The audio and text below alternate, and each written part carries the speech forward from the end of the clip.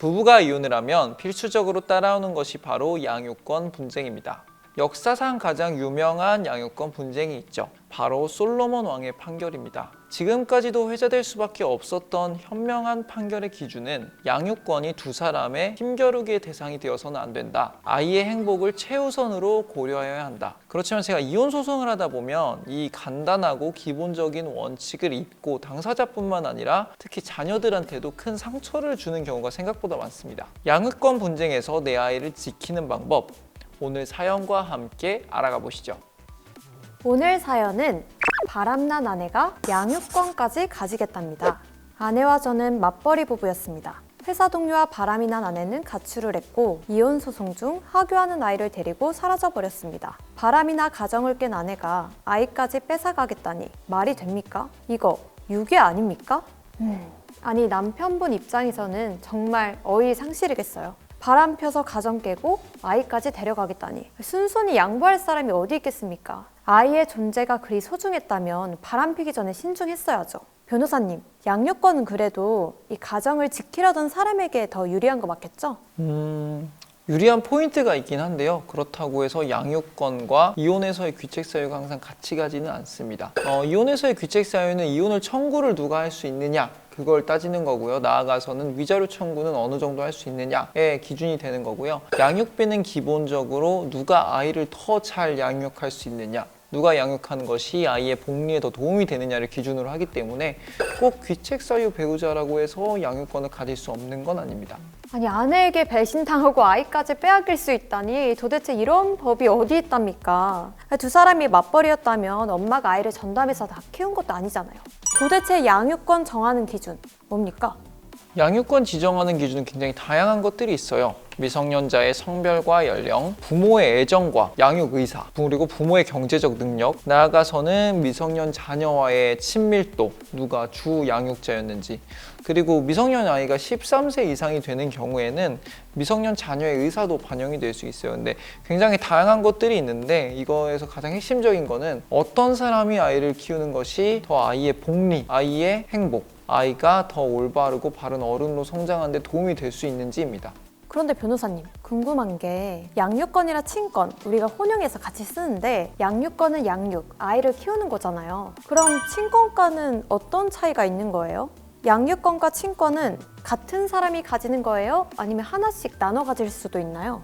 많이들 혼동해서 쓰시는데요. 양육권은 이해하신 게 맞아요. 아이를 보호하고 나아가선 양육할 수 있는 권리. 그래서 양육권자가 지정이 되고 양육권자로 지정이 되면 상대방 배우자가 아이를 데리고 있으면 인도 청구를 할 수 있는 거죠. 그리고 나아가서는 양육비 청구도 할 수 있는 거고요. 친권의 경우는 양육권을 포함을 하고 있긴 하죠. 근데 더 포괄적인 개념입니다. 그래서 부모가 이제 미성년 자녀로부터 이제 신분, 재산상의 권리를 갖는 건데요. 아까 말하신 양육, 보호 이런 것도 당연히 포함이 되지만 자녀의 법정 대리인으로서 자녀의 재산을 관리하고 중요한 결정을 대신 해주기도 하고 아이를 교양하는 역할까지 하는 게 그런 걸 다 포함하는 게 친권의 개념입니다. 혼인 중에 있다 그러면 그 친권은 부부가 공동으로 갖고 있는 게 원칙이에요. 근데 그런 경우에도 일방이 상대방에게 청구를 하면 일방이 친권을 가지는 경우도 있거든요. 그리고 이혼을 하게 되면 법원이 직권으로 친권자를 정하게 돼요. 그래서 친권자로 지정이 되면 아이의 거소도 지정을 할 수 있고 아이를 양육할 수 있게 되는데 그렇기 때문에 원칙만 봤을 때는 친권자랑 양육권자가 별도로 지정되는 경우도 상정은 해볼 수 있겠지만 실제로 그런 경우는 없고요. 다만 그런 경우는 있어요. 양육권은 한 명한테 있는데 친권은 아직도 두 사람이 공동으로 행사할 수 있게 해서 양육하고 아이를 보호하고 키우는 건 예를 들어서 엄마가 혼자 할 수 있는데 이 아이를 전학 보낸다거나 유학 보낸다거나 외국에 나가서 산다는 결정을 할 때는 반드시 아빠의 동의도 받아야 되도록 이제 공동으로 친권을 부여하는 경우가 있거든요. 그래서 이런 경우가 좀 특이한 케이스라고 할 수 있죠. 네, 그럼 사연 계속 보도록 하겠습니다. 수소문 끝에 아이가 다니는 학교를 찾았고 학교 시간에 맞춰 아이를 기다리던 저는 피를 토하고 쓰러질 뻔했습니다. 아이를 데리러 온 건 아내가 아닌 아내의 상간남이었습니다. 아빠인 나도 내 새끼를 못 보고 있는데 아내도 아닌 상간남의 손을 잡은 딸아이를 보고 이성을 잃어버리고 말았습니다. 저는 아이를 낚아채서 차에 태웠고 아이를 뺏기지 않으려는 그놈과 육탄전을 했습니다. 아이는 놀라 울고 난리도 아니었습니다. 그 와중에 경찰까지 출동했고요. 아니 아내분 해도 너무하네요. 물론 바람을 피긴 했지만 아이는 너무 보고 싶을 수 있어요. 엄마니까. 하지만 이혼을 한 것도 아니고 아빠도 아이를 못 보고 있는데 상간남이라니. 자기한테는 사랑하는 남자지. 아빠 입장에서는 생판남. 그것도 아내의 상간남이 내 자식을 데리고 가다니 이건요. 정말 성인 군자라도 못 참습니다. 변호사님 참을 수 있겠어요? 못 참죠. 아내가 바람을 핀 것도 참기 힘들 것 같은데 그건 어쨌든 나에 대한 배임 행위잖아요. 뭐 화는 나겠지만 참을 수 있다 칩시다. 근데 이제 상간남 보고 아이를 데려오라고 하는 건 아이 입장에서도 굉장히 혼란스러울 수 있거든요. 아빠가 누구지? 뭐 우리 가정은 어떻게 되는 거지? 이런 불안감 아이들도 다 느낀단 말이죠. 근데 그런 불안감을 아이한테 아무렇지 않게 주는 거기 때문에 이거는 나에 대한 공격이기도 하지만 내 아이를 해야 하는 행동이기도 하기 때문에 이러한 경우에는 저 같아도 참지 못할 것 같습니다. 이혼 전까지 아이는 계속 이러한 지옥 속에서 살아야 할까요? 엄마가 몰래 데려가 아빠가 육탄전으로 뺏어와. 이건 아니잖아요. 아니 어른들이야 뭐 이혼을 하든 육탄전을 하든 자기 책임이야 있겠지만 애가 무슨 죄입니까? 친권, 양육권 결정. 도대체 언제 되는 겁니까? 양육권 결정 또한 이혼 소송이 다 될 때 이제 판결로서 하는 게 원칙이긴 한데요. 방금 같은 케이스들이 있잖아요. 이혼 소송 중에 이제 부부가 별거를 한다거나 이런 경우에는 이제 양육권 지정이 아직 안 된 상태에서 결국 누구 하나는 양육을 해야 되는데 그래서 이런 경우에는 임시 양육자 지정 신청을 법원에 할 수 있어요. 그리고 그런 경우에 양육을 내가 혼자 하기 때문에 양육비 사전 처분도 법원에 신청을 할 수 있어요. 이거는 이제 이혼 사건이 진행 중인 법원에 하는데요. 그러한 경우에 아직 이혼이 되기 전이긴 하지만 이혼에 대한 판결이 날 때까지는 내가 양육을 할 수 있도록 법원에서 정해주고 양육을 내가 혼자 하고 있기 때문에 이에 대한 양육비를 상대편 배우자가 지급할 수 있게 명령을 내릴 수 있거든요. 이러한 경우에 서로 뜻이 안 맞아서 나도 임시 양육자 지정 신청, 저 사람도 지정 신청 이러면 어떻게 되느냐? 이럴 때는 법원에서 가사조사라는 걸 합니다. 그래서 가사조사관이 파견돼서 이 기간 동안 누가 양육을 하는 것이 더 아이에게 도움이 되는지를 판단을 하는데요. 이럴 때 좀 자기한테 유리하게 하려면 양육계획서라는 걸 작성하셔야 돼요. 그래서 양육계획서에 어떤 내용이 들어가냐면 첫 번째로 환경진술.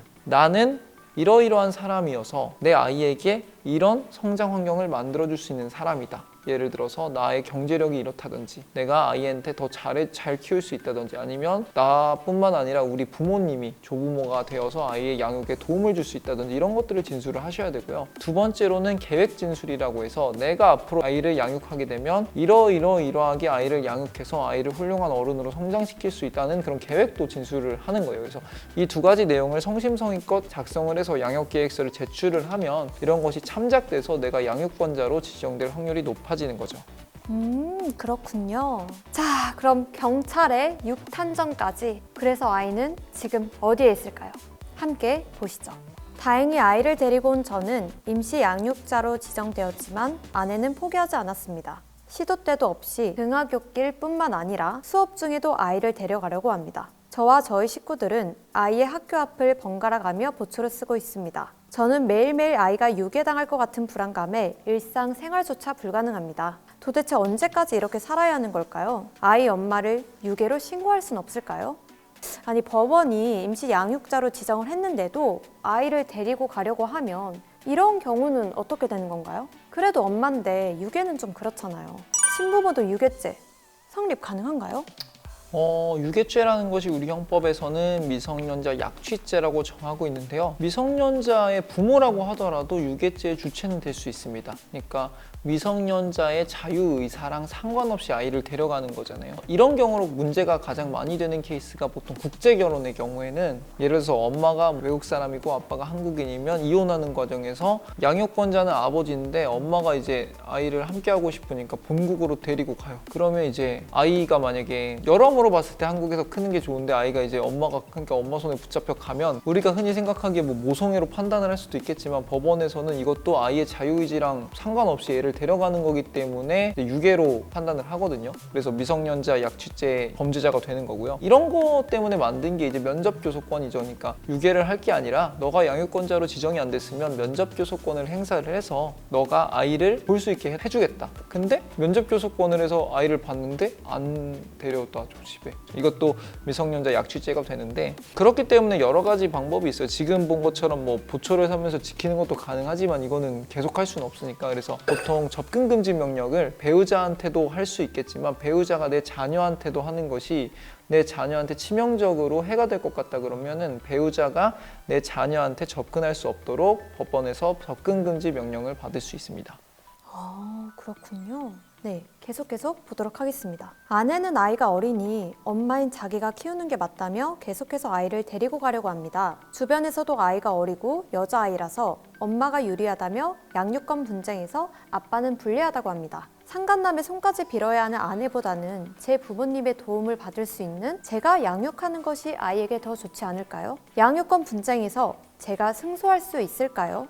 변호사님, 양육권 분쟁에서 엄마가 유리한가요? 왜 아빠는 무조건 불리하나요?